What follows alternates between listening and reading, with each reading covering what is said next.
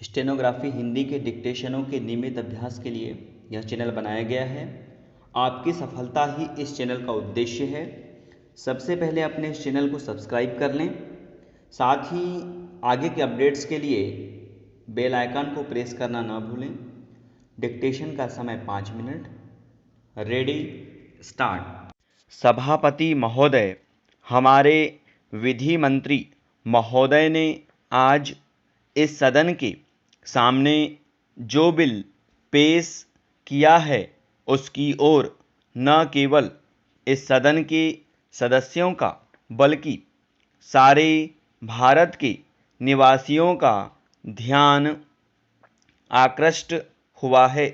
बहुत सी समस्याएं ऐसी होती हैं जो देश के ऊपरी वातावरण से संबंध रखती हैं, लेकिन यह इस प्रकार की समस्या है जो प्रत्येक परिवार के साथ सीधा संबंध रखती है। हमारे समाज में बहुत समय से कुछ ऐसी प्रथाएं प्रचलित हैं जिनके कारण आज समाज की बहुत बड़ी हानि हो रही है। इन प्रथाओं में दहेज की प्रथा भी अपना मुख्य स्थान रखती है। पैरा महोदय, यदि दहेज प्रथा को भारत से समाप्त करना है तो कानून बनाने के साथ साथ यह भी अत्यंत आवश्यक है कि इसके विरुद्ध देश में सामाजिक क्रांति भी लाई जाए। मैं विधि मंत्री से निवेदन करना चाहता हूं कि जो सामाजिक संस्थाएं इन बुराइयों के निवारण में शुरू से ही प्रयत्नशील हैं, उनका सहयोग इस प्रकार की बुराइयों के निवारण के लिए लिया जाए।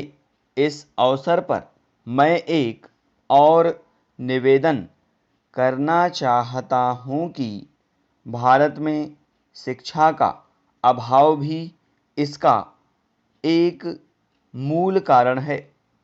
यह सभी जानते हैं कि शिक्षा और समाज का आपस में गहरा संबंध होता है। जिस स्तर की शिक्षा समाज में दी जाएगी, समाज का स्तर भी उसी प्रकार से बनेगा।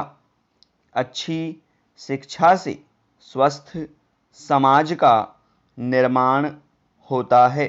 अतः केंद्रीय शिक्षा विभाग को भी इस महत्वपूर्ण विषय पर विचार करके इस प्रकार की शिक्षा प्रणाली का निर्माण करना चाहिए जिससे दहेज जैसी सामाजिक बुराइयां जड़ से समाप्त हो सकें।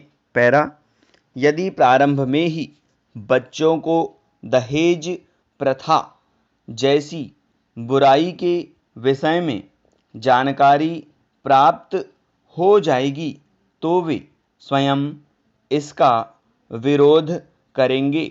यह एक ऐसी बुराई है जो समाज पर कलंक है। इसे दूर करने के लिए सभी स्तरों के समाज सेवकों को मिलकर प्रयत्न करना चाहिए। आज समाज में पुरुषों और महिलाओं को बराबर का अधिकार प्राप्त है। कई स्तरों पर तो महिलाओं ने पुरुषों को भी पीछे छोड़ दिया है। ऐसे एक नहीं अनेक उदाहरण हैं जहां महिलाओं ने पुरुषों के मुकाबले अधिक सफलता प्राप्त की है। अनेक महिलाओं ने अपनी योग्यता के बल पर देश का गौरव बढ़ाया है। अंत में मैं विधि मंत्री महोदय और सदन में उपस्थित सब माननीय सदस्यों का आभार व्यक्त करता हूं कि उन्होंने मेरी बातों को ध्यानपूर्वक सुना है। स्टॉप।